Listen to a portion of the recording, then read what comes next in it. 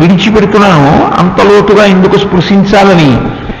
శవమునకు పవిత్రత కలగడం కోసం అంటే ప్రేతత్వము అని ఒక మాట ఉంటుంది, శవలక్షణము అని. కానీ దేవతాశక్తులు ఇంకా శరీరమునందు ఉండిపోతాయి. అవి నేను మీకు ఒక ఉదాహరణ చెప్పాలి అంటే, ఈశ్వరుడు అరిచేతిని నిర్మాణం చేసిన తరువాత దీని యందు ఒక దేవతని ప్రవేశపెడతాడు. ఇంద్రుడు అరిచేతి యందు ఉంటాడు, నోటి యందు అగ్నిహోత్రుడు ఉంటాడు, కంటి యందు సూర్యాంశ ఉంటుంది. ఈ దేవతాంశాలన్నీ కూడా దాని యందు ఉంటాయి. ఇవి మళ్ళీ విడిచిపెట్టాలి, మళ్ళీ ఈశ్వరుడి దగ్గరికి వెళ్ళిపోవాలి అంటే సమంత్రక హోమం చేసి ఈశ్వరుడికి చేయాలి. మంత్రం ఇప్పుడు మీ అడ్రస్ ఉంటే కదండి ఉత్తరం మీకు పట్టరావడం. మీ అడ్రస్ లేని ఉత్తరం మీ మీద పరమ ప్రేమతో రాసిందే డెడ్ లెటర్ బాక్స్కి వెళ్తుంది.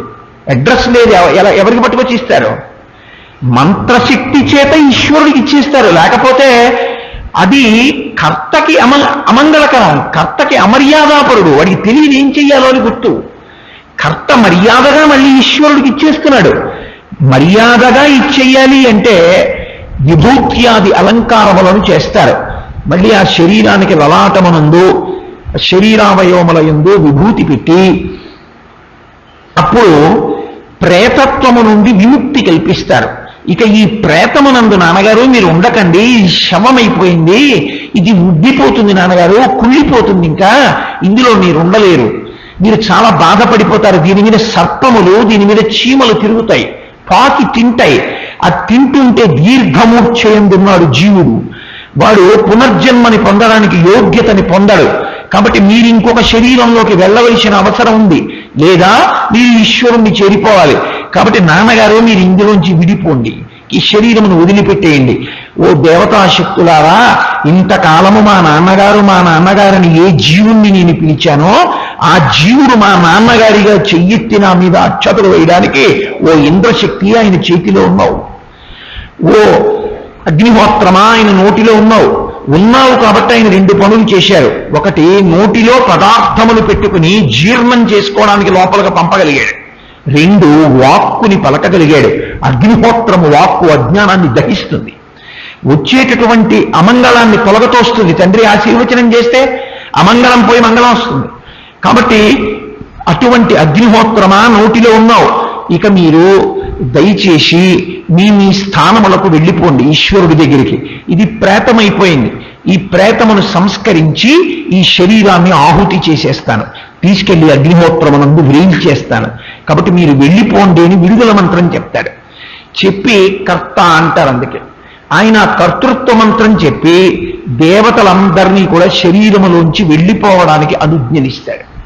అనుజ్ఞనిచ్చి ఆ విడిచిపెట్టినటువంటి తండ్రి శరీరానికి సంబంధించిన కాలి బొటనవేళ్లు రెండూ కలిపి ఒక తెల్లటి బట్ట ముక్క తీసుకొచ్చి కట్టేస్తారు.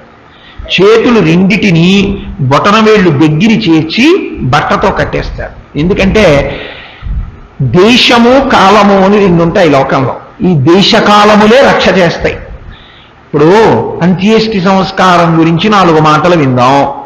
ఎక్కడికి వెడితే వినపడుతుంది?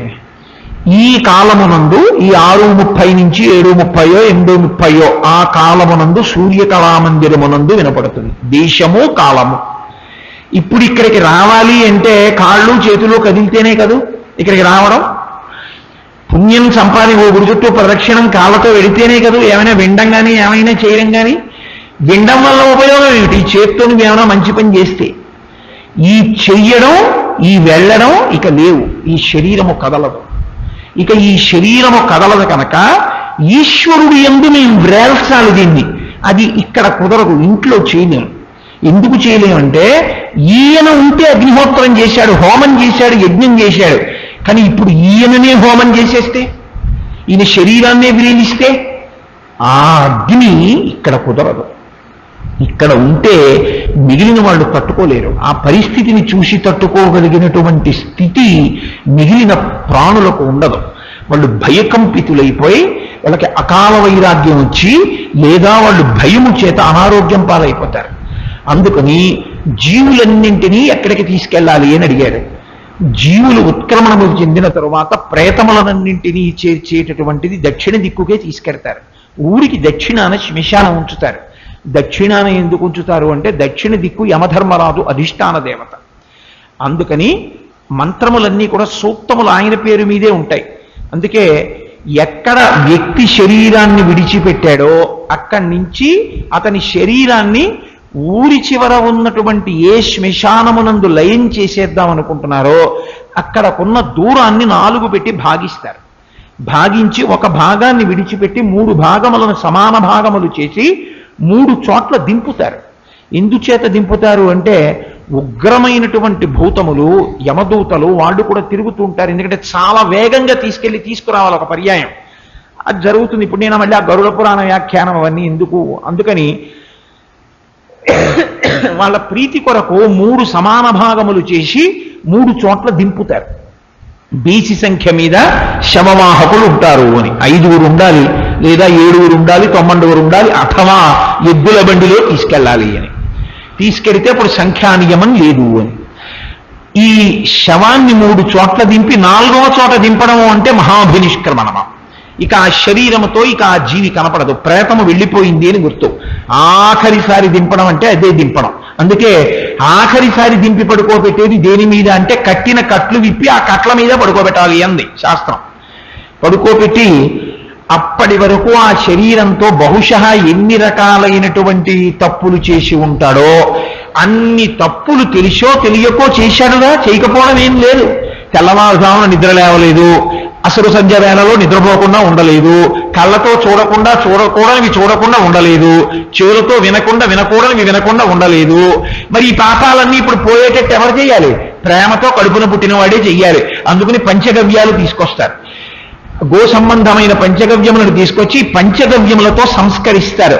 అయా మా నాన్నగారు తెలివికి ఈ తప్పులన్నీ చేసి ఉంటారు, ఆయన శబ్దస్పర్శరస రూపగంధములనేటటువంటి తన్మాత్రములతో ఎన్ని దోషములను చేశాడో అన్ని దోషములకు దీన్ని వాడుకున్నందుకు దీనికి ఉన్నటువంటి దోషములను తీసేస్తే దీన్ని నీకు ఇచ్చేస్తున్నాను.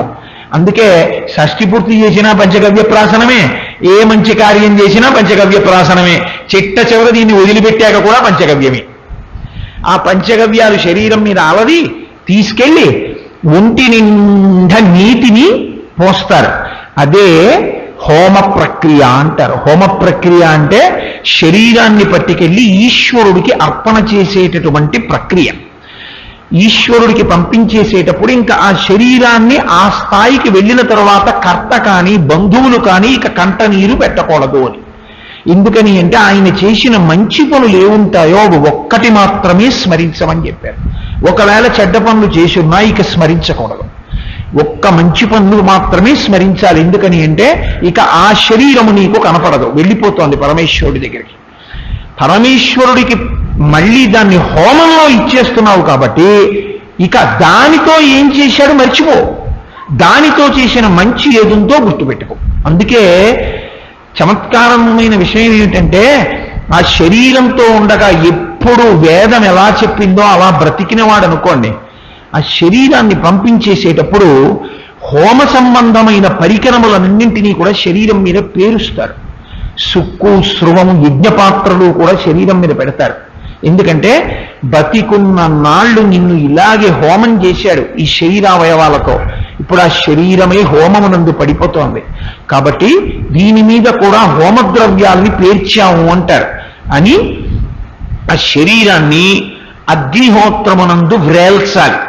ఆవు నీతితో సంస్కరిస్తారు. శరీరం అంతా ఆవు నెయ్యి అలదితే అది ఇప్పుడు ఈశ్వరుడి దగ్గరికి వెళ్ళిపోవడానికి స్వాహాకార మంత్రం చెప్పడానికి సిద్ధంగా ఉంటుంది.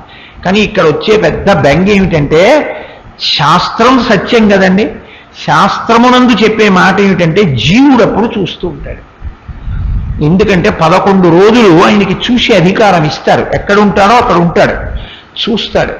తన శరీరాన్ని పడుకోబెట్టి నెయ్యి పోసి కట్టెలు పేర్చేస్తే చూసుకుంటాడు, ఇక కాలిపోతుంది ఇది అని చూసుకుని అరే రే రే రే రే ఈశ్వరుడు దీన్ని ఇచ్చాడు రా, ఇందులో ఉన్నప్పుడు రామా రామా రామా అని అనక్కర్లేదు, రామా అని ఉంటే నా పాపాలు పోయిండేవి, దీన్నందుకు వాడలేదురా, ఎన్ని అక్కర్లేని మాటలు మాట్లాడానురా దీంతో, ఇప్పుడు అవన్నీ నన్ను తగులుకున్నాయి, జీవుడితో వస్తున్నాయి, ఇదేమో పడిపోయిందంటాడు. ప్రయాణం చెయ్యాలి, అందులో మళ్ళీ నేను మీకు అవన్నీ చెప్పాను అనుకోండి, ఇందులో ఎవరైనా కొంచెం బలహీనమైన మనసున్న వాళ్ళు ఉంటే చాలా బెంగ పెట్టుకుంటారు. భయంకరమైన కుక్కలు కొన్ని ఉంటాయి. ఆ కుక్కలు అక్కడ వెంట తరవడం మొదలు పెడతాయి. అలాగ భైరవ యాతన అని ఒక యాతన. అందుకే పెద్ద పెద్ద క్షేత్రాలకు వెడితే పాపాలు చేశావు కాబట్టి అక్కడ నిన్ను కుక్క తరిగినప్పుడు ఎవ్వరూ లేకుండా చీకట్లో పరిగెత్తకుండా ఆ భైరవ యాతన ఇక్కడే పెట్టేస్తామని ఒంగొమ్మని వీపు మీద ఒక్క దెబ్బ కొడతారు. కొడితే భైరవ యాతన అక్కడతో తీరిపోయినట్టు. అక్కడ వరకు చేసిన పాప పుణ్యాలు పోయి, అంటే మళ్ళీ చేయడం మొదలు పెట్టమని నా ఉద్దేశ్యం కాదు. భైరవ యాతన అనుభవించారంటే తర్వాత పాపాలు చేయకుండా ఉండమని, కుక్కలు చూడవలసిన అవసరం ఉండకూడదు అని.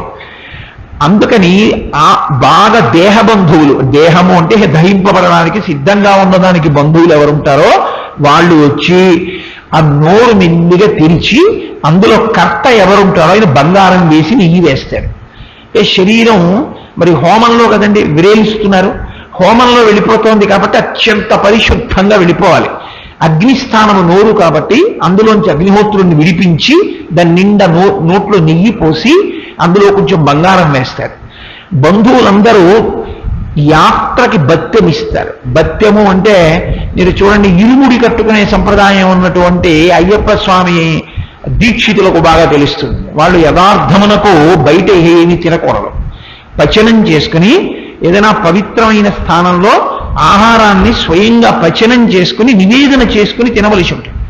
అందుకని దేహబంధువులందరూ ఏం చేస్తారంటే, గురువు గారు అనుజ్ఞనిచ్చారు, అంత గొప్ప యాత్ర కడుతున్నావు, ఇరుముడి, 2 భాగములు కలిగిన ముడి. ఒకటి సంస్కరణ పొందడానికి, జీవుడు ఈశ్వరుణ్ణి చేరుకోవడానికి కావలసినవి. గురువుగారు ఒకవైపు మూట కడతారు. వెళ్ళడానికి ఈ శరీరానికి బలం ఉండాలి కాబట్టి అన్నం తినకపోతే ఎలా? అందుకని అన్నం తినడానికి బంధువులు అందరూ వచ్చి బియ్యం పోస్తారు. యథార్థానికి ఈ బియ్యం అన్ని వండుకు తింటూ వెళ్ళమని, ఎక్కడ పోసినా అంతే. అందుకని ఇప్పుడు ఈ జీవుడు యాత్ర చేయాలి, ఇది వదిలేశాడు. ఇప్పుడు ఆ యాత్ర చాలా భయానకమైన యాత్ర. దాని యందు కూడా ఆకలి దప్పులు ఉంచుతారు 3 తరాలు వెళ్ళిపోయే వరకు. కాబట్టి దారి బత్తెమిస్తారు. బంధువులందరూ వచ్చి ఇవి తింటూ వెళ్ళిపో అని చెప్పి నోట్లో పచ్చి బియ్యం పోస్తారు. అందుకే శ్మశానానికి ఎవరెడతారో వాళ్ళని బంధువులందరినీ ఓసారి కట్టెల మీద పడుకోబెట్టేసిన తర్వాత కర్త నెయ్యి పోసేసి, బంగారం నెయ్యి పోసేసిన తర్వాత పిలుస్తారు. పిలిచి కాసిన బియ్యం పోయిందంట. నిజంగా ఆ సంస్కారమునందు పాల్గొన్న వాడికి ఆ ప్రేతం నోట్లో ఆ పచ్చి బియ్యం పోస్తుంటే చిట్ట చివరికి ఇది జరిగేటటువంటి ప్రక్రియ ఇంత దారుణంగా ఉంటుందిరా, దీని కొరకురా అల్లరంతా. గులాబీ రంగులో కనపడిన చేతులు పసుపచ్చగా అయిపోయి, ముట్టుకుంటే మంచు ముక్కల చల్లటి శరీరం అయిపోయి, ఆ కట్టు విప్పేస్తే అలాగే బిగిసిపోయి ఉండిపోతే, అగ్నిహోత్రం పెట్టేస్తున్నా సరే కదలకుండా అలాగే జీవుడు ఉండిపోతే, అగ్నిహోత్రాన్ని ప్రారంభ స్థానం వ్రేల్చనం హోమగుండంలో ఎలా మొదలు పెట్టాలో అలాగే దక్షిణ భుజం దగ్గర ప్రారంభం చేస్తాడు కర్త. తీసుకెళ్లి కుడి భుజానికి పక్కన అగ్నిని వ్రేలుస్తాడు. తల పక్క నుంచి అగ్ని అంటుకుంటుంది. అంటుకుంటే చిట్ట చివరికి కపాలము భిన్నం అవ్వాలి. ఆ కపాలము భిన్నమైపోతే అసలు వాడు జీవించి ఉండగా ఉత్క్రమణం బ్రహ్మరంధ్రంలోంచి వెళ్ళాలి. వెడితే వాడు మళ్ళీ రాడని గుర్తు. వాడు ఎలాగో పాపం చేసుకోలేదు, తొందరగా బ్రహ్మరంధ్రం పేలిపోతే మనం వెళ్ళిపోవచ్చని వాళ్ళు ఏదో అపసవ్యంగా ప్రదక్షిణం చేసేసి జలపాత్ర బదలగొట్టేసి వెనక్కి తిరిగి చూడకుండా మోదుగ తోరణం కింద నుంచి ఉత్తర దిక్కుగా వెళ్ళిపోతాడు కర్త. వెళ్ళిపోయి అక్కడ కాసేపు ఎదురు చూస్తుంటాడు ఆ షెడ్లో. ఇంకొక ఆయన ఉంటాడు, ఆయన చాలా ధైర్యశాలి, ప్రతి శ్మశానంలోనూ ఉంటాడు ఆయన. ఆయనకి చాలా హేళతో కూడుకున్నటువంటి ప్రక్రియ, దాని యందు ఆయనకి ఏం భయం ఉండదు. ఆయన అదే పనిగా బాగా కాలిపోయే వరకు, తల బ్రహ్మరంధ్రం పేలిపోయే వరకు కాలుస్తాడు. మంత్రాలు ఉంటాయండి.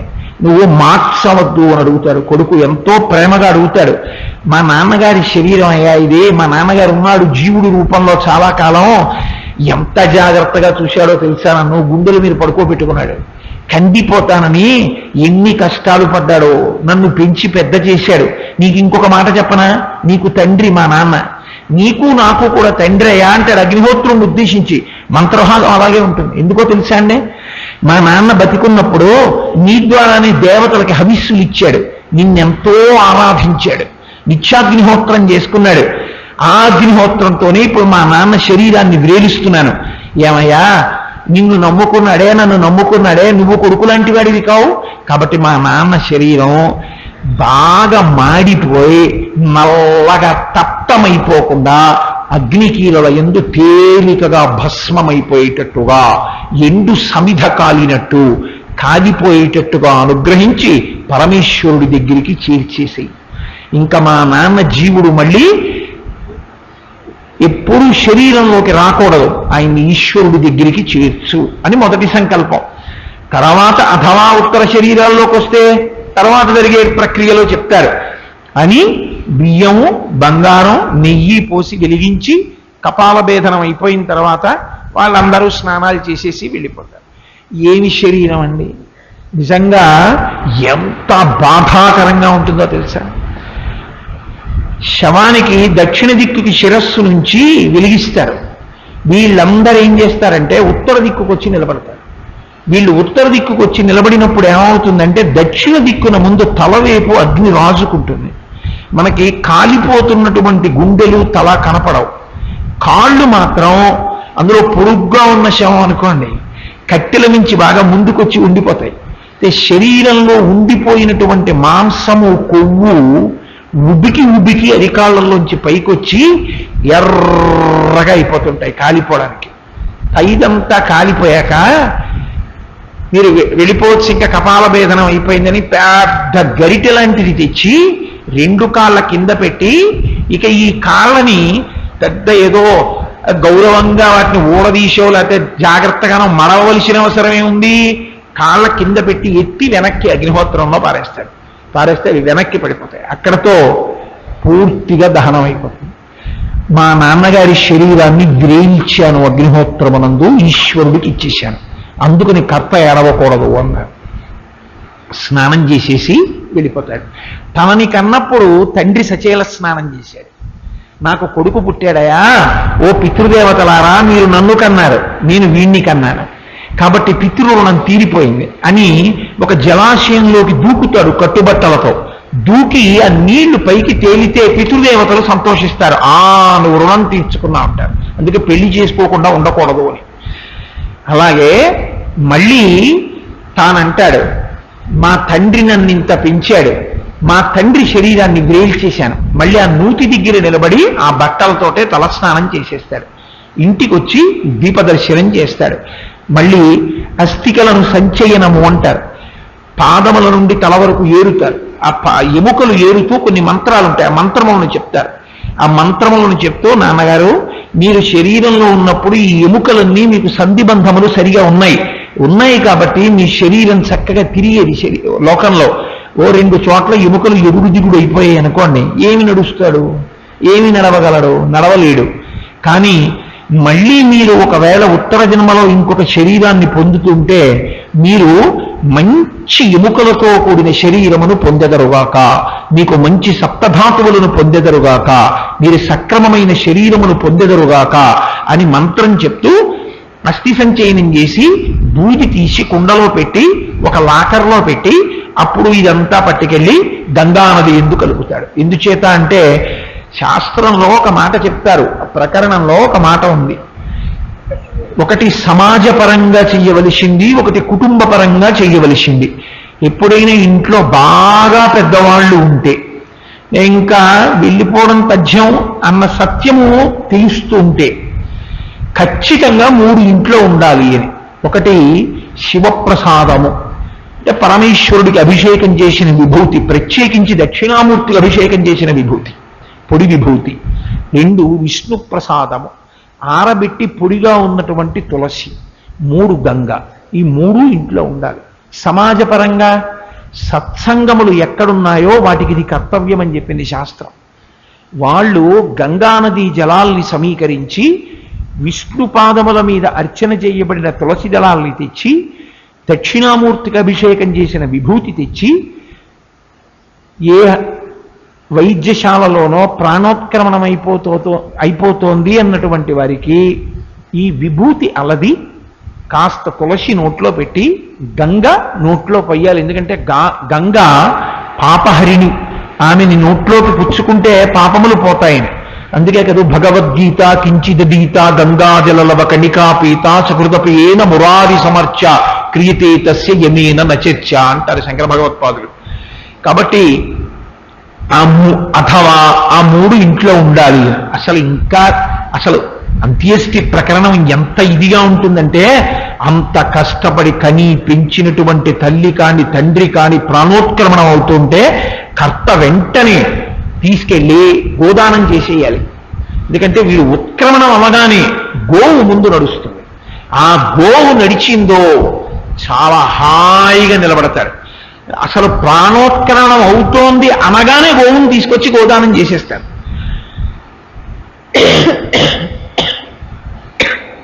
అథవా ఆ తరువాతి కాలమునందన్నా కర్త గోదానం చేస్తాడు. చాలా గొప్ప ప్రక్రియగా శాస్త్రం ఒకటి చెప్తుంది. ఆబోతుకి అచ్చు వేసి విడిచిపెట్టారు అంటారు. చాలా ధర్మనిష్ట కలిగిన కుమారుడైతే 11వ రోజు కార్యక్రమం అయిపోయిన తర్వాత ఆబోతుని తీసుకొచ్చి అచ్చు వేసి తండ్రి గారి పేరు చెప్పి విడిచిపెట్టేస్తాడు. ఓ గోవులారా, మీ సంతతి పెరగాలి, మీరే ధర్మమునకు కారణము, మీ పంచగవ్యములే మా నాన్నగారి శరీరాన్ని శుద్ధి చేసేయి, మీరు ఉన్నంత కాలం లోకం ఉంటుంది, మీ సంతానం పెరగాలి అంటే వృషభం ఉండాలి. ఆ వృషభము ఎక్కడో బండి కట్టడానికో లేకపోతే పొలం దున్నడానికో తీసుకెళ్ళిపోవచ్చు. ఆవులన్నీ ఒక చోట ఉండొచ్చు. ఆవుకి కూడా శరీరంలో సహజమైన కామం ఉంటుంది. మహాపాపకర్మగా వర్ణింపబడిన కర్మ ఏదో తెలుసా అండి శాస్త్రంలో? ఆవుని ఎద్దుతో పొర్లించకుండా ఆవు చూడు కట్టడానికి కృత్రిమమైన వీర్యాన్ని దాని శరీరాల్లోనికి ఎక్కించిన వాడికి మహాపాప ఫలితం వేస్తారు. ఎందుచేత అంటే దానికి లేదు కోరిక, దాని శరీరంలోకి వీర్యం ఎక్కించి దానికి ఆ సుఖం అనుభవించకుండా చేస్తావా? గోవు వృషభంతో కలియడం చాలా గొప్ప ప్రక్రియ కింద శాస్త్రములు చెప్తున్నాయి. అందుకే ఆబోతును అచ్చు వీసి వదులుతారు. అచ్చు వీసి వదిలేరు అంటే అది కనబడితే అరటిపండు పెట్టి వదిలేస్తారు. అది ఎందుకు పనికి వస్తుందంటే, ఎక్కడెక్కడ గోవులున్నా గోవులతో అది పొల్లుతుంది.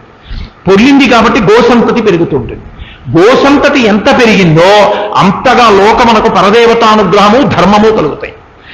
అసలు తన తండ్రి శరీరం విడిచిపెట్టినప్పుడు ఆ గోవు వెళ్ళింది కాబట్టి తాను హాయిగా వెళ్ళిపోయాడు. ఆ గోవు తోకపట్టుకుని వెళ్ళిపోతాడంతే. గోవు ఒక్కటే అంత ఉద్ధరణ చెయ్యగలదు. ఆవే లోకంలో అంత గొప్పది, సాక్షాత్ పరదేవత గోవు అంటే. అటువంటి గోసంతతి వృద్ధిలోనికి వచ్చుగాక, నా తండ్రి పేరు చెప్పి నేను చేసేటటువంటి మహత్కార్యం ఇదిగో వృషోత్సర్జనము, నేను ఎద్దుని విడిచిపెట్టేస్తున్నానని ఒక గిత్తదూడని తీసుకొచ్చి అచ్చుపోసి వదిలేస్తారు. అచ్చుపోసి వదిలేరు అంటే ఇక దాన్ని బండి కట్టడం, పొలానికి వాడడం చేయకూడదు అని. సమాజం పోషించాలి. ఎందుకు పోషించాలి అంటే గోసంతానము వృద్ధి కొరకు అని సంకల్పం చేసి విడిచిపెట్టేస్తాడు. విడిచిపెడితే అదిగో ఆ వెడుతున్నటువంటి జీవుడికి ఉద్ధరణ కలుగుతుంది. అందుకే శాస్త్రంలో అత్యంత అమర్యాద ఏమిటో తెలుసా అండి?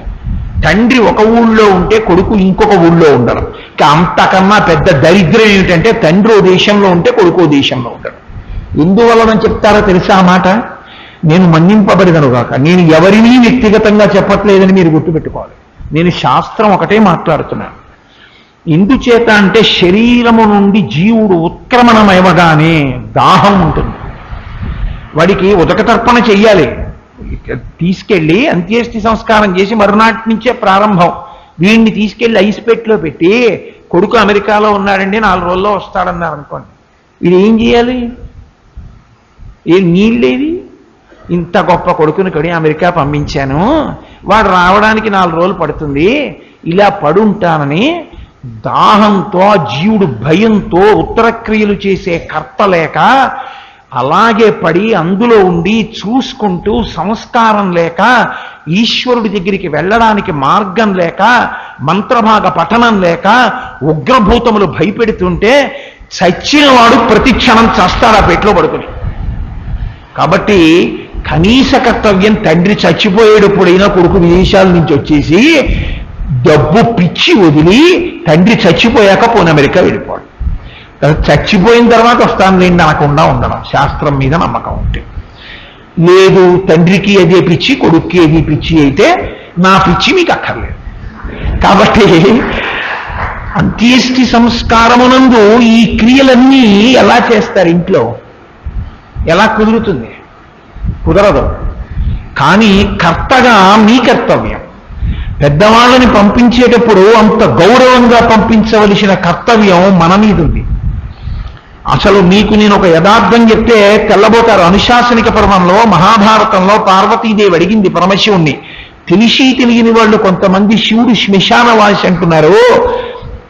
ఏమి స్వామి మీ కర్మ నా కర్మ, ఏమి మనంత మంగళప్రదులు ఎవరు లోకంలో, అటువంటి నువ్వు శ్మశానంలో ఎందుకున్నావు అని అడిగింది. పార్వతి నీకు తెలియదు, అక్కడ కొన్ని ఉగ్రభూతములు ఉంటాయి, అవి లోకం మీదకి వెళ్ళి చీకటి పడ్డాక చెమకే ప్రయత్నం చేస్తాయి. అవి పెద్ద హాహాకారములు చేస్తాయి. శరీరం విడిచిపెట్టేసిన తర్వాత జీవుడు దాంట్లోకే వెళ్ళవలసి ఉంటుంది. శరీరాన్ని వ్రేల్చినప్పుడు అగ్నిహోత్రంలో చూసుకోవాలి. వాడు ఎంత భయపడిపోతుంటారో తెలుసా. ఇంకా వీళ్ళు స్నానం చేస్తే వెళ్ళిపోతారు. అయ్య బాబోయ్, ఇప్పుడు నా బతుకేమిటి, వీడు గోదానం అన్నా చేస్తారో చేయడో, తెచ్చంతా ఫిక్స్డ్ డిపాజిట్లు వేశాను, ఒక్కనాడు రామరామానం లేదు, ఓ గుళ్ళోకి వెళ్ళలేదు, ఓ ప్రదక్షిణం చేయలేదు, ఓ మంచి మాట మాట్లాడలేదు, ఇప్పుడు నా బతుకేమిటని ఏడుస్తాడు. అప్పుడు వాణ్ణి సముదాయించడానికి నేనున్నాను రా అని చెప్పడానికి నేను ఒక్కన్నైనా ఉండకపోతే చచ్చిన వాడు చచ్చి చచ్చి చస్తాడని అక్కడ కూర్చున్నాను పార్వతి అన్నదే. కాదు, ఇంకొక మాట చెప్పనా, అందులో ఉన్నంతసేపు ప్రతివాడు ఏదో ఒకటి చూపించి ఇలా అన్నవాడే. ఇందులోంచి బయటికి వచ్చేశాక వెంట్రుకలు ఊడిపోయి ఎగిరిపోయి అగ్నిహోత్రానికి చెట్లని పట్టుకుంటుంటే, కొద్దిగా మాంసం ఉండిపోయిన ఎముకని కుక్క నోట కరుచుకు పరిగెడుతుంటే, రక్తమాంసములు ఉబికి అగ్నిహోత్రంలో కాలిపోతుంటే, అప్పుడు మాత్రం నేనిది నేనది అనకుండా అందరూ మేము అంతే అంటూ అందరూ సమానంగా నించుంటారు ఒక్కలా. అప్పుడు తమాషా చూడడం ఎంత విచిత్రంగా ఉంటుందో తెలుసా పార్వతి. ఏ గొడవలు ఉండవు అక్కడ.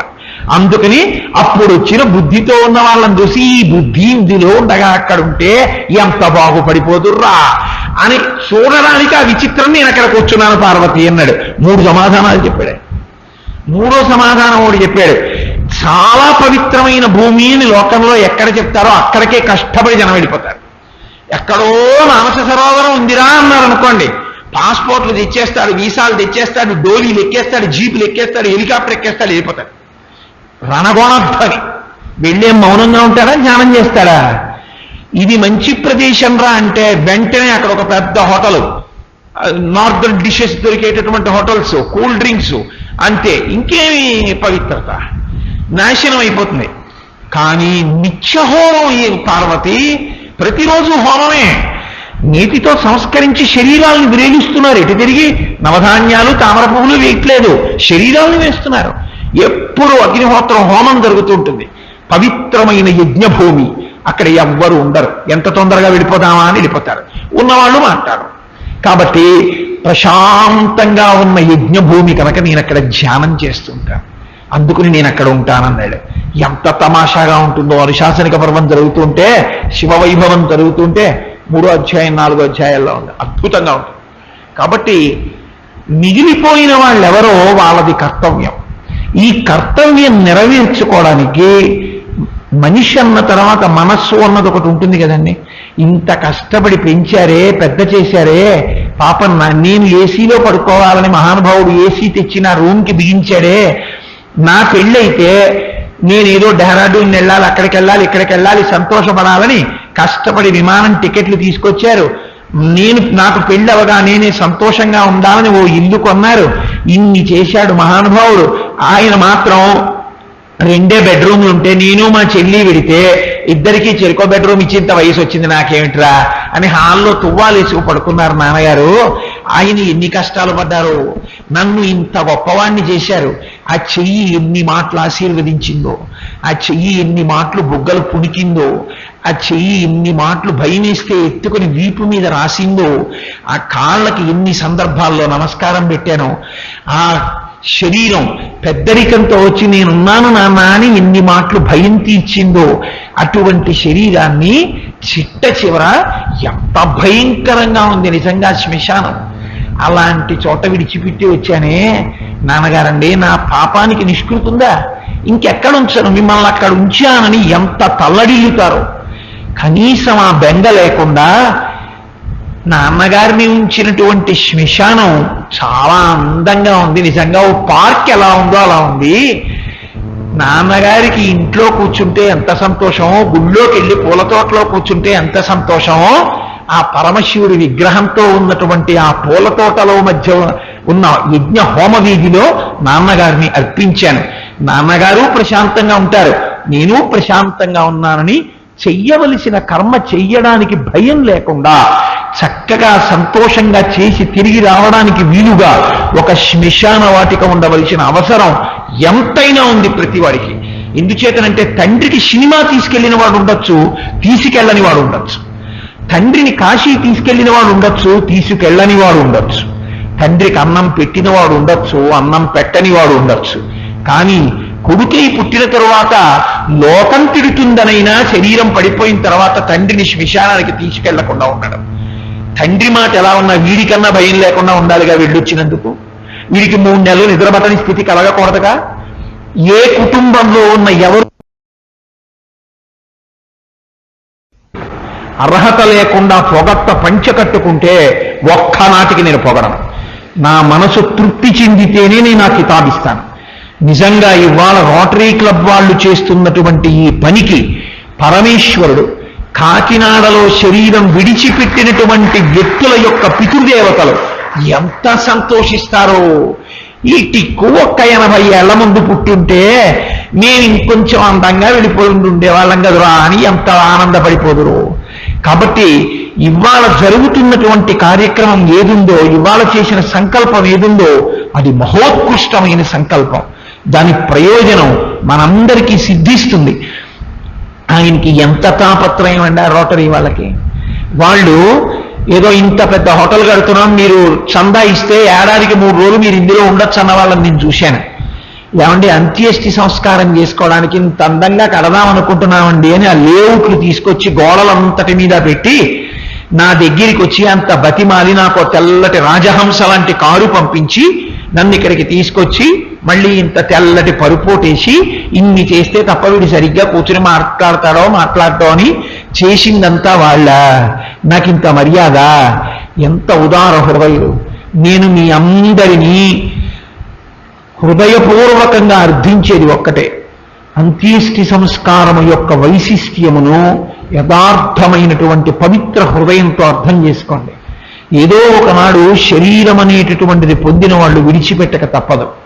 కాబట్టి మనం ఎవరికి చెయ్యవలసి ఉంటుందో పెద్దలకి వారికి చేసినప్పుడు కనీసంలో కనీసం మర్యాదా పురస్సరంగా జరిగేటట్టు. ఇవాళ చాలా ఇళ్లలో ఉన్నటువంటి దారుణమైన పరిస్థితి ఏమిటో తెలుసా అండి? అపార్ట్మెంట్ కల్చర్ వచ్చేసింది. ఇల్లు కట్టుకోవడానికి అవకాశం లేదు, స్థలమే దొరకదు. మధ్యతరగతి కుటుంబీకులు అపార్ట్మెంట్లలో ఉంటున్నారు. అపార్ట్మెంట్లో కామన్ ఏరియా 3 అడుగులు ఉంటుంది. నా గుమ్మానికి ఎదురుగుండా గుమ్మ ఉంటుంది. ఏదో ఇల్లంటే నాది కానీ నా ఇంటి ఫ్లోర్ కింద వాడి రూఫు, అంతకన్నా మా ఇంకోటి ఉంటుంది అపార్ట్మెంట్లో. పైవాడు గంతులేస్తే నాకు తలపోటు. నా బెడ్రూమ్ కిటికీకున్న ఏసీ మిషన్ మీద పైవాడి బెడ్రూమ్లో ఉన్న ఏసీ మిషన్ నీళ్లు పడుతుంటే ఠమ ఠమ ఠమ ఠమ చప్పుళ్ళు, నిద్ర ఉండదు. ఏదో అంతకన్నా డబ్బు పెట్టి కొనుక్కోలేక స్వగృహేని ఓ సంకల్పం చెప్పుకున్నాను అని ఓ సంతోషం కోసం రాజీ పడి బతుకుతున్న బతుకులు అపార్ట్మెంట్లలో ఉన్నవి. ఎందుకంటే నేను కాకినాడ వచ్చిన దాదిగా అపార్ట్మెంట్లో ఉన్నవాడిని. అపార్ట్మెంట్లు అనుభవములు అని మీరు ఉపన్యాసం చెప్పమంటే రామాయణం చెప్పినట్టు 42 రోజులు చెప్తా. కాబట్టి అటువంటి అపార్ట్మెంట్లో ప్రాణోత్క్రమణం అవుతోందనుకోండి, కామన్ ఏరియాలో కూడా ఉంచడానికి ఇష్టపడరు. అథవా ఏమడుగుతారో తెలుసా అండి? నేను మీకు యథార్థం చెప్తున్నా. కార్ పార్కింగ్ ఏరియా ఉందా మీకు అని అడుగుతారు. ఉందండి అన్నారనుకోండి, మీ కార్ తీసేసి అక్కడ పడుకోబెట్టుకోండి అంటారు. ఒకవేళ కార్ పార్కింగ్ ఏరియా లేదనుకోండి, అప్పుడు అక్కడ ఉన్న వాళ్ళలో ఎవరినైనా ఆయా మీ కార్ పార్కింగ్ ఏరియా ఇస్తారా అని అడుగుతారు. మనం వీడిని పడుకోబెట్టి అవన్నీ చేసిన తర్వాత మళ్ళీ రాత్రి మనం 11ంటికి వస్తాం, కారు ఎట్టేటప్పుడు భయం వేస్తుందని వాడు నేను కారు తీసేస్తే నాకు ఇబ్బంది ఏం లేదు కానీ తప్పకుండా ఇస్తాను, కానీ వారం రోజులు ఊళ్ళో ఉండను, మళ్ళీ కారు లోపల పెట్టేవాడు ఎవడంటాడు. తాళం ఇవ్వండి నేను పెడతానన్నాడు అనుకోండి, పక్కవాడు ఇంకోటి ఏదో చెప్తాడు తప్ప. అథవా ప్రాణోత్క్రమణం అవుతోంది అంటే అసలే వాడు చచ్చిపోతున్నాడు. చచ్చిపోతున్న వాడిని పడుకోబెట్టడానికి చోటు ఉండదు. స్కూటర్ పార్కింగ్ ఉంటుంది, కార్ పార్కింగ్ ఉంటుంది, డెడ్ బాడీ పార్కింగ్ ఎక్కడ ఉంటుంది? ఉండదు. కాబట్టి తీసుకెళ్ళి అపార్ట్మెంట్ కాంపౌండ్ వాళ్ళు దాటించేసి కాంపౌండ్ వాళ్ళు బయట, అది బిజీ ఏరియా కాకపోతే వాడు అదృష్టం కొద్దీ ఓ షామియానా ఓటేసి అడ్డంగా ఓ గుడ్డ కట్టి అక్కడ పడుకోబెట్టి ఎంత తొందరగా తీసుకెళ్ళిపోవాలో అంత తొందరగా. పై ఫ్లోర్లో వాళ్ళకి కిటికీలోంచి కనబడుతుంటుంది, వాళ్ళు ఎవరు ఒప్పుకోరు. అపార్ట్మెంట్లో చచ్చిపోవడం ఎంత దారుణమైన చచ్చిపోవడం. ఇవాళ ఉన్నవే అపార్ట్మెంట్లు మధ్యతరగతి కుటుంబీకుల కన్నా కింది స్థాయి ఉన్న వాళ్ళలో చాలా మంది బతుకుతున్నది అపార్ట్మెంట్లలోనే. మీకందరికీ తెలుసా వాస్తవం. సొంత గూడు అంటే వాడి బతుక్కో ఫ్లాట్ కొనుక్కుంటే వాడికి చాలు, వాడంత సంతోషం వాడికి. ఇది కూడా 5 ఏళ్ల క్రితం కొన్నాను కాబట్టి కానండి ఇప్పుడేం కొనగలనంటాడు. కాబట్టి అపార్ట్మెంట్లో చచ్చిపోవడానికే ఆస్కారం లేని వాడికి, అపార్ట్మెంట్లో చచ్చిపోతే ప్రేతాన్ని ఉంచడానికి ఆస్కారం లేని వాడికి, అపార్ట్మెంట్లో చచ్చిపోయిన వాడికి ఉత్తరక్రియలు చేయడానికి ఎక్కడ చేస్తారు? గట్టిగా 4 అన్నదమ్ములు వాళ్ళ భార్యలు వీళ్ళు వస్తే వీళ్ళందరూ ఉండడానికి తిరగడానికి ఏది చోటేది, ఎక్కడ అన్నం తింటారు వీళ్ళు? ఉత్తరక్రియలు ఎక్కడ జరుగుతాయి? ఎలా కూర్చుంటారు? అందుకే దూరదృష్టితో వెళ్ళిపోయిన జీవుడికి ఆ ఉత్తర క్రియలు జరిపేటప్పుడు నిర్భయంగా చేయడం కోసం ప్రశాంతమైన వాతావరణంలో చేసుకుంటూ మిగిలిన వాటితో సంబంధం లేకుండా చక్కగా చేసుకోవడానికి, ఉత్తర క్రియలు చేసుకోవడానికి కావలసినటువంటి శాలా నిర్మాణం కూడా చేస్తున్నారు. నిజంగా ఎంత దూరదృష్టితో చేస్తున్నారో అది మనకి సంబంధించినదా అని మనం అనుకోకూడదు. ఎందుకంటే ఇవాళ కాకినాడ పట్టణం కాదు, ప్రతి గ్రోయింగ్ టౌన్లో ఇదొక పెద్ద ఛాలెంజ్. చచ్చిపోవడం వరకు మనిషి బతికున్నంత కాలం పర్వాలేదండి, చచ్చిపోయేలా ఉన్నాడు అంటే మొదటి ఇబ్బంది, చచ్చిపోతాడు ఇంకో ఇబ్బంది, చచ్చిపోయాడు ఇంకో ఇబ్బంది. ఆయన్ని తీసుకెళ్లారు, ఇంటెన్సివ్ కేర్ యూనిట్లో ఉన్నారట, లాభం లేదన్నారట, అనగానే అపార్ట్మెంట్లో మీటింగ్ ఉంటుంది. ఎక్కడికి తీసుకొద్దాం అనుకుంటున్నారు?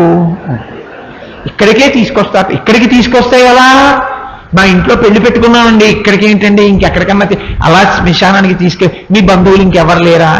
ఎంత దారుణంగా ఉంటుంది. అందుకని ఒక మార్చురీ కూడా పెట్టారు. శవాన్ని ఇంట్లో ఉంచుకోవడానికి చోటు ఉండదేమో, ఉద్ధరించడానికి అమెరికా వెళ్ళిపోయిన పిల్లలే ఎక్కువ మందికి ఉన్నారు కదా, వాడు రావడానికి 4 రోజులు తక్కువ ఎలాగో పట్టదు కదా, శవాన్ని ఉంచుకుని ఇళ్ళు కూడా లేవు కదా అని ఒక కోల్డ్ స్టోరేజ్ కట్టి, పోన్లేరా హాయిగా ఏదో లోపలికి పెడితే బెంగెట్టుకుంటాడని చక్కగా ఓ ఆఫీస్ రూమ్ లాంటి దాన్ని పక్కన ఓ చక్కటి కోల్డ్ స్టోరేజ్ కట్టి అందులో ఆ శవాల్ని నిక్షిప్తం చేయడానికి ఏర్పాట్లు చేశారు. ఆ కర్త వచ్చిన తరువాత అంత్యేష్టి అక్కడే చేసి, అంత్యేష్టి సంస్కారం తర్వాత చేయవలసిన ఉత్తర క్రియలకి శాల కూడా కడుతున్నారు. ఇంత ఉదార హృదయంతో ఒక సంస్థ ఆలోచించింది. మనం వెళ్ళి ఏమీ శ్రమదానం చెయ్యక్కర్లేదు, 4 పారలు మందు తీసి హడిలిపోయి మళ్ళీ తావీజు కట్టించుకోక్కర్లేదు ఏదో పారకి తగిలిందని. మన వంతు కర్తవ్యం మనకి తోచింది మన పితృదేవతల్ని స్మరించి మనం ఏదైనా చందా ఇవ్వగలిగితే ఆ ద్రవ్యం 2-3 కోట్ల రూపాయల వ్యయంతో చేస్తున్నారట. ఎన్ని దశాబ్దాల నుంచి ఉండిపోయాయో పుర్రెలు ఎముకలు, ఎంత లోతు తవ్వి తీయాలో, తీసినవన్నీ ఎక్కడికి తీసుకెళ్లాలో, ఈ కార్యక్రమాన్ని సూపర్వైజ్ చేయడానికి ఊరి బాగు కోసం మహానుభావులు వాళ్ళందరూ ఎన్ని మాటల శ్మశానంలో నించోవాలో వాళ్ళంత చేస్తున్నప్పుడు మన వంతు కర్తవ్యంగా పెద్దవాళ్ళని స్మరించి మనం ఇవ్వలేమా? ఏమిరా నువ్వు ఇన్ని మాటలు చెప్తున్నావు, నువ్వేమైనా ఇచ్చావా అని అడక్కండి. అసలు ఈ ఉపన్యాసం చెప్పి వేదిక మీద కూర్చోవడానికి నాకు అర్హత లేకుండా నేను కూర్చోకూడదని నా ఆర్థిక శక్తికి తగినటువంటి చందా ఇచ్చి వచ్చి ఈ సభలో నేను ఉపన్యాసం చెప్తున్నాను తప్ప చెప్పకుండా నేను ఇవ్వకుండా చెప్పట్లేదు. కాబట్టి నేను మీ అందరినీ జోలు పట్టి అర్థించాను అనుకోండి, బ్రాహ్మణుడికి అధికారం ఉంది భిక్షాటనకి. కాబట్టి నేను మిమ్మల్ని అర్థిస్తున్నాను. ఈ ఒక్క సభలో నేను పుట్టి బుద్ధిరిగి ఏ సభలో ఉపన్యాసం చెప్పి డబ్బు కోసం ఇంత బాగా యాచించినది లేదు. కాబట్టి దయచేసి కాళహస్తీశ్వర శతకం అయిపోయేంత వరకు కౌంటర్ ఉంటుంది. దీని ప్రయోజనాన్ని గుర్తిరిగి కాకినాడలో ఇంత గొప్ప సంస్థ, ఇంత విశాల హృదయంతో ముందుకొచ్చిన శాసనసభ్యుడు, ఇంత మంచి ప్రజలు ఉన్నారు కాబట్టి కాకినాడ పట్టణంలో శ్మశానాన్ని బాగా కట్టుకుంటామంటే అంత పెద్ద విరాళం వచ్చిందిట అని మంచి కార్యక్రమం చెయ్యాలి అనుకుంటే సంస్థలకి మన కాకినాడ పట్టణ ప్రజలు చాలు అన్న ధైర్యం వాళ్ళకి కలగాలంటే ప్రతివాడు తనకి తోచిన వితరణ చెయ్యవలసిన అవసరం ఉంది. ఈ విషయాన్ని గుర్తెరిగి మీరు మీ బంధువుల దగ్గర, మీ స్నేహితుల దగ్గర మీరే అడిగి తీసుకొచ్చి ఒక మంచి ప్రయోజనానికి జరుగుతోంది ఎందుకన్నది వదిలేయి. ఎందుకంటే ఒక్కొక్కడికి ఇవ్వడానికి కూడా భయం, అలా ఇవ్వచ్చా అండి అని మళ్ళీ కోటేశ్వరరావు చాలా అడిగొస్తానని ప్రతివాడు నన్ను అడుగుతాడు. దానికి ఏమి ఇవ్వకూడదని ఏం లేదు, చక్కటి దానం. కాబట్టి మీకు కలిగినది మీరు ఇవ్వండి, అది వారికి చేయూతనిస్తుంది. 2-3 కోట్ల ద్రవ్యం నువ్వే తెచ్చుకో, స్థలం నువ్వేది చూసుకో, పని నువ్వే చేసుకో. మా నాన్నగారిని మాత్రం శరీరం పడిపోయాక పట్టుకుని నేను వస్తాను అనకూడదు కదా, కృతజ్ఞత కదా. అందుకని చక్కగా అందులో మనం భాగస్వాములం అవుదాం. అంత గొప్ప కార్యం జరుగుతోంది. అంత్యేష్టి సంస్కారం యొక్క వైశిష్ట్యం ఏమిటో, ఎందుకు చెయ్యవలసి ఉంటుందో, దానికి శ్మశానం యొక్క అవసరం ఏమిటో నేను మీకు ఇవాళ 4 మాటలు చెప్పాలనుకున్నాను. విషయము కొంచెము గంభీరమైందే. ఒకవేళ నా మాటల చేత ఎవరి మనసైనా నొచ్చుకునుంటే నేను క్షమింపబడేదనుగాక.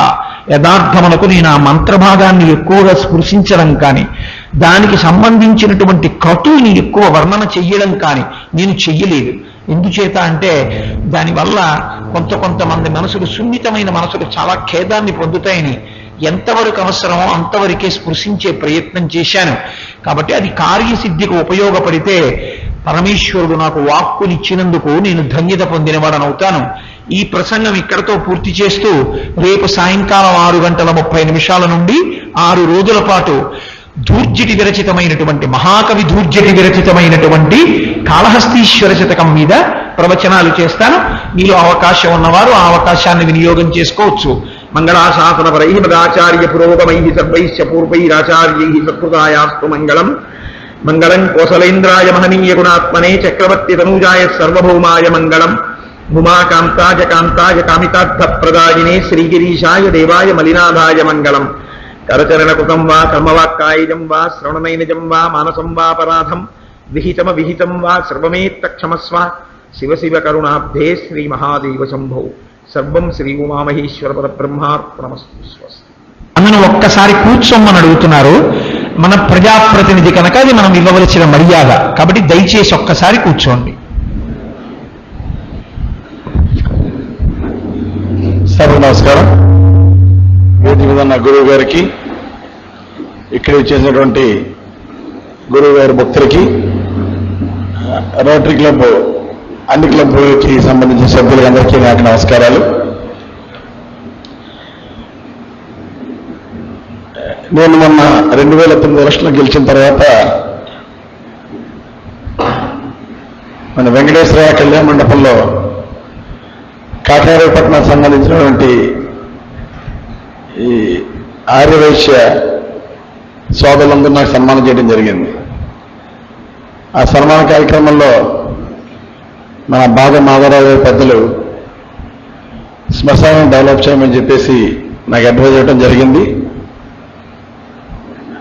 దాన్ని దృష్టిలో పెట్టుకుని రోటరీ క్లబ్తో నాకు ఉన్న అనుబంధంతో మా సోదరుడు టిక్కుని, అలాగే ఇతర సభ్యులందరూ నేను కోవటం జరిగింది.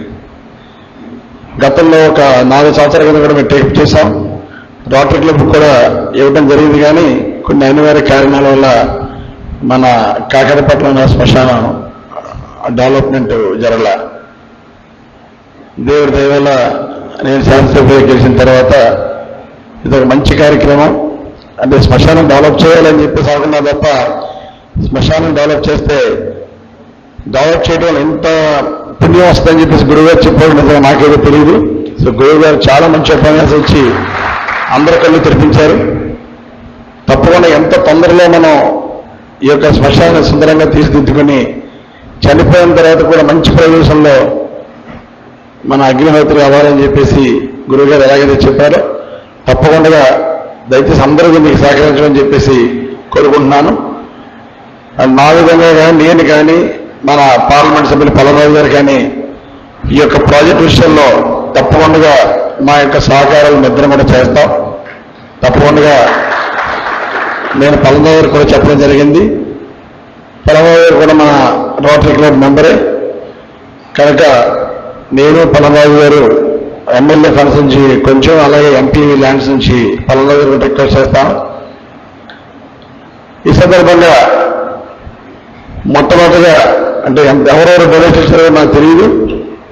నా కుటుంబంలో నేను, నా భార్య, నాకు 2 ఆడపిల్లలు, మా నలుగురు 4 లక్షల రూపాయలు ఈ యొక్క శ్మశాన డెవలప్మెంట్కి ఇవ్వాలని చెప్పి నిశ్చయించుకున్నాను. దయచేసి అందరినీ కోరుకున్నాను, ఎంత తొందరగా ఫండ్స్ మొబిలైజ్ చేసి అంత తొందరగా ఈ ప్రాజెక్టు పూర్తి చేసి కాకినాడ పట్టణానికి, అలాగే కాకినాడ పట్టణంలో రోటరీ క్లబ్ వారికి, అలాగే గురువు గారి భక్తులందరికీ కూడా మంచి పేరు వచ్చేలాగా మనం తొందరగా పూర్తి చేసుకుందాం. మనకంటే చిన్న పట్టణాలు ఈ యొక్క శ్మశానాన్ని ఎంతో సుందరంగా తీర్చిదిద్దుకున్నాయి. మనకంటే చిన్న పట్టణం విజయనగరం, అలాగే రాజమండ్రి మనకంటే పెద్దదైనా ఎన్నో రోజుల క్రితం రాజమండ్రిలో మంచి శ్మశాన వాటికి కూడా వాళ్ళు డెవలప్ చేసుకున్నారు. తప్పకుండా త్వరలోనే ఈ యొక్క శ్మశాన వాటికి పూర్తి చేయాలని చెప్పేసి రోటరీ క్లబ్ మెంబర్స్ అందరినీ పేరు పేరున కోరుకుంటూ ఈ యొక్క మంచి సభకి గురువు గారు వచ్చి ఉపన్యాసం చేసినందుకు గురువు గారికి ప్రత్యేకంగా ధన్యవాదాలు తెలుపుకుంటూ సెలవు తీసుకుంటున్నాను. Thank you very much.